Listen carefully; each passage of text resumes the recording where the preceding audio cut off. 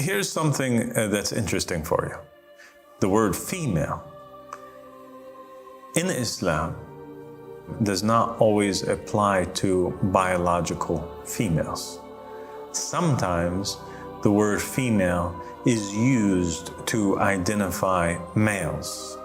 And the proof of this is in the Quran. In Surah An-Nisa, verse 117. Bismillah ar-Rahman ar-Rahim. And they which they call other than him, meaning the Prince of the Believers, meaning those whom they call the Prince of the Believers, other than Ali ibn Abi Talib alayhi salam, they're only calling them while they are females.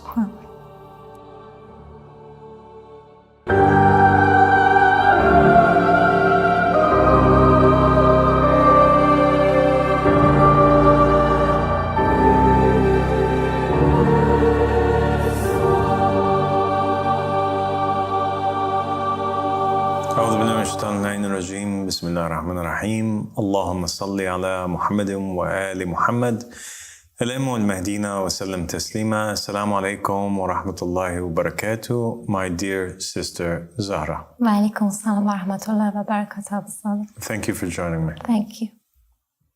Abu Sadr, I have a question from you. There was a controversy in Paris Olympic that basically there was a boxer that they didn't know how to identify as if they can identify her as a female or male. So I wanted to know that what is female and male in the view and opinion of Ahlul Bayt and Quran. Thank you for that question. That's a really important one, Zahra.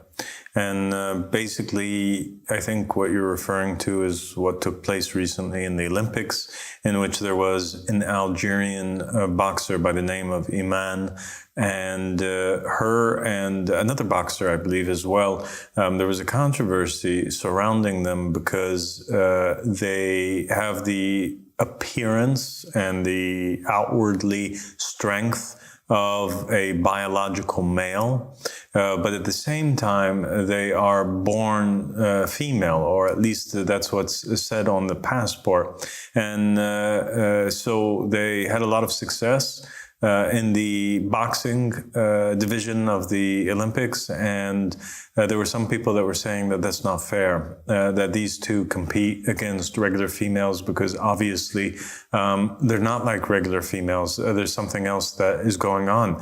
And it turned out that actually when they took some tests, they tested these females, they found out that they have Y chromosomes in them, right? And you're a little bit of a biologist yourself, right? So you know something about that. So why don't you tell our viewers what is the difference between a male and a female on a DNA level? Basically, when the egg is conceived, and from a female, it's just only X chromosome.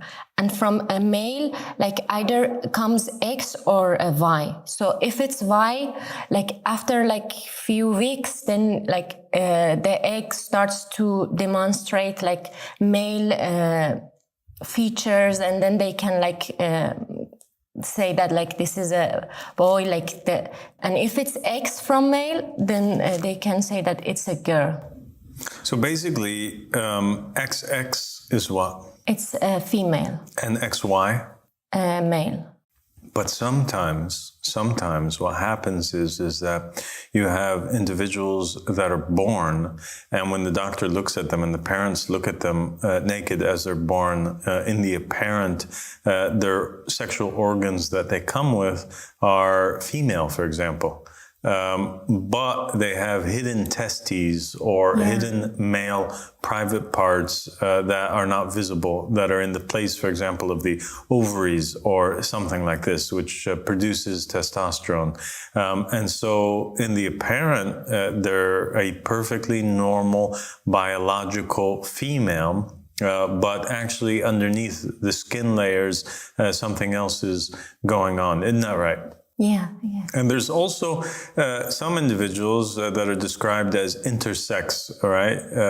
And these individuals are born with parts of both male and female organs, or they're born with one and part of the other, something like this, or both of them in some way, shape, or form.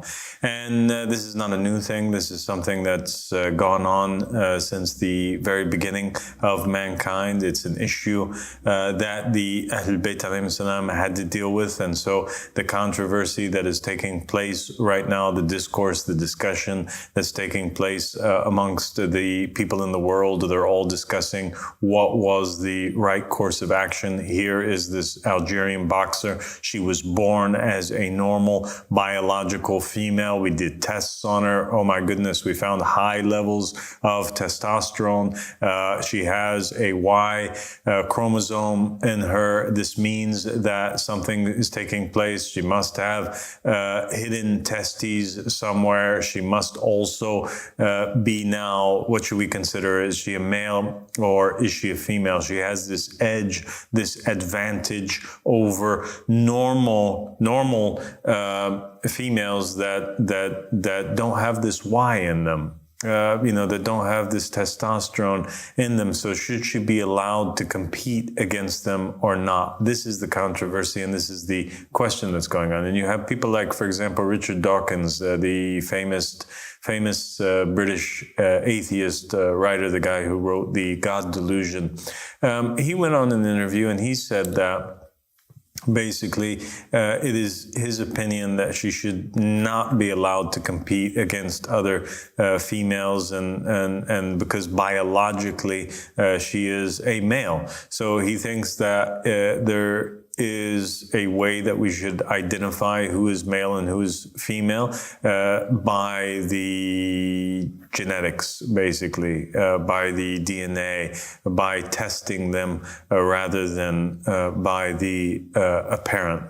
When we look into the narrations of the Ahlul Bayt alayhim salam, we find that they too dealt with this issue throughout history. And the reason why is because there were people that lived, that were Muslims, that lived in Islamic society, that were homosexual or feminine in nature.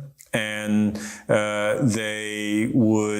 issues would be brought up to the Imam of the time, for usually in regards to inheritance, right? So, they have a bunch of siblings, their mother would die, their father would pass away, it would become time to inherit their property, and you would have a situation going on, which you would have a male brother, sibling in the family who was acting feminine, would dress like a female, perhaps would lay with other males, and they would be wanting, the siblings would be wanting for this brother of theirs to be treated in regards to the inheritance as a female rather than a male, right? Because in Islamic law or jurisprudence, the male who would inherit from his mother or father would inherit double what the female would inherit. And the reason for this is because basically in those days, in that day and age, the females would never really work. It would mainly be the males that would work. It's not never, but it was a rarity that the female would be the one that's generating the income, right? And so if you had a couple that had a daughter and had a son, and let's assume that the daughter and the son both were married, right? Married or unmarried, they still one day would be expected to be married, but let's, for the sake of this example, say that they were both married. So the husband would inherit double, the son, would inherit double what the daughter would inherit. And the reason for that is because there's an assumption that's made that this daughter has a husband who will be providing an income, while this son has a wife who will not be providing an income. So there is income or inheritance that's safeguarded that goes to the son, that's double because it covers him and his wife, whereby the inheritance of the daughter will only cover her because it's not necessary to cover her husband who is working. If they both got inheritance that was equal to one another, then the daughter would end up richer than the son in every scenario, because the husband of the daughter will be providing additional income, while the wife of the son will not be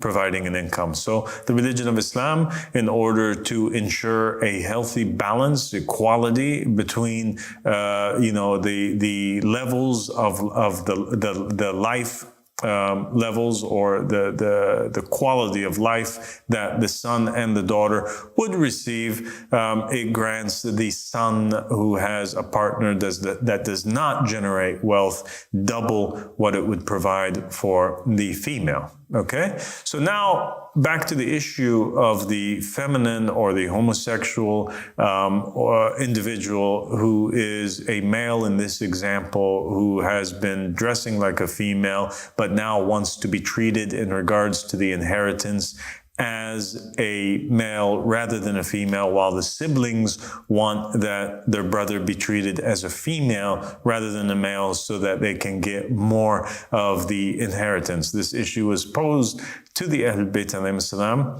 and the Ahlul Bayt alayhim salam said that they are to look at where he urinates from. If he urinates from a male organ, right, then he is to be considered a male. And if he urinates from a female, in a female way, or from a female organ, then he is to be considered to be a female. So we see in this example, the genetics plays no role in it. And the way that he dresses plays no role in it, and how he identifies plays no role in it, but it is purely based on the organ that the individual is born with, not that he has sexual relations with, but rather the organ by which the individual urinates from. So a biological female, according to the jurisprudence of the Ahlul Bayt alayhim salam, would be a female that urinates as females do, and a biological male, according to the Ahlul Bayt, would be a male that urinates like other biological males do from a penis. Okay? Yes. But here's something that's interesting for you. The word female in Islam does not always apply to biological females.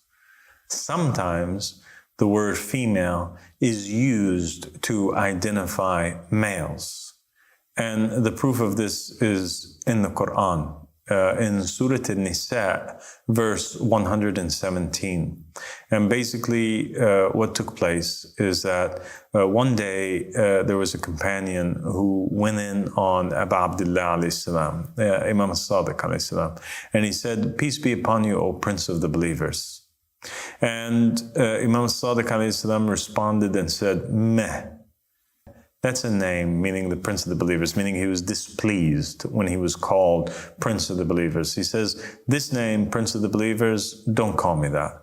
The name Prince of the Believers is not a name that you can call anybody except for Ali ibn Abi Talib alayhi salam. It is a name which is exclusive for him. And anybody who is called by that name, Prince of the Believers, and is pleased by that, and that is happy, accepts that title, he ends up, there's nobody that is pleased with that except that they are an individual who is homosexual, who has engaged in homosexual intercourse with another male. And the hadith carries on and says, and even if they had not engaged or don't have that in them now, they won't leave this world except that it will be in them. It would be something that they would end up having befall them, that they would fall into one of these relationships, or wanting to engage in that, or having this sexual desire to play the role of a female and be engaged in a specific homosexual act with other males as a female. And the Imam ﷺ proceeded to recite the verse from the Quran, which is Surah An-Nisa, verse 117. And he said, Bismillah ar-Rahman ar-Rahim, and they which they call other than him, meaning the Prince of the Believers, meaning those whom they call the Prince of the Believers, other than Ali ibn Abi Talib alayhi salam, they're only calling them while they are females. Verily, they are only calling them while they are disobedient shaitans. And that's the end of the verse. And so, the word female in Surah An-Nisa, verse 117, is a word that is used to identify individuals who are biological males, but have claimed for themselves a particular title that belongs only to Imam Ali alayhi salam, one of the Imams from the Ahl Bayt alayhi salam, and the successor to the Prophet sallallahu alayhi wa. They are usurpers, and they are considered Islamically to be females, and they're also considered to be shaitans. And so we have some of those characters that exist today as there did back in the day. We have several of the caliphs of Islam, for example, throughout history, whether the Abbasids or the Umayyads or a group of the first ones that came right after the passing of the Prophet of Allah, sallallahu alaihi wasallam, they all accepted that title, the Prince of the Believers, and they wore it as a badge, on their shoulders. And the Ahl Bayt alayhi salam are basically telling us that all these individuals that did this, these are people actually that were sexually inclined, that had the sexual inclinations of females, normal biological females, meaning they were attracted to males and they felt as females and they engaged in these types of acts. And we have the same thing that's going on today in the Arab world. We have people that are called Prince of the Believers and that accept this title proudly. And they, for example, like the King of Morocco, and we also have like the King of Jordan and other than them that are sitting on the throne of the Prophet Muhammad sallallahu alaihi wasallam, considering themselves to be leaders of the Muslims and accept this particular title, the Prince of the Believers, which is reserved only for the Ahl Bayt alayhi salam. So there you go. That's a little bit of information for us today in this topic in general about sex, gender, and the religion of Islam, the sixth covenant, and how it is dealt with in the seventh covenant is inshallah a very important topic, which we're going to discuss and deal with in an entire episode in the future. Thank you so much, Abdul. Thank you so much, Zahra. God bless you. Thank you. Assalamu alaikum. Wa alaikum.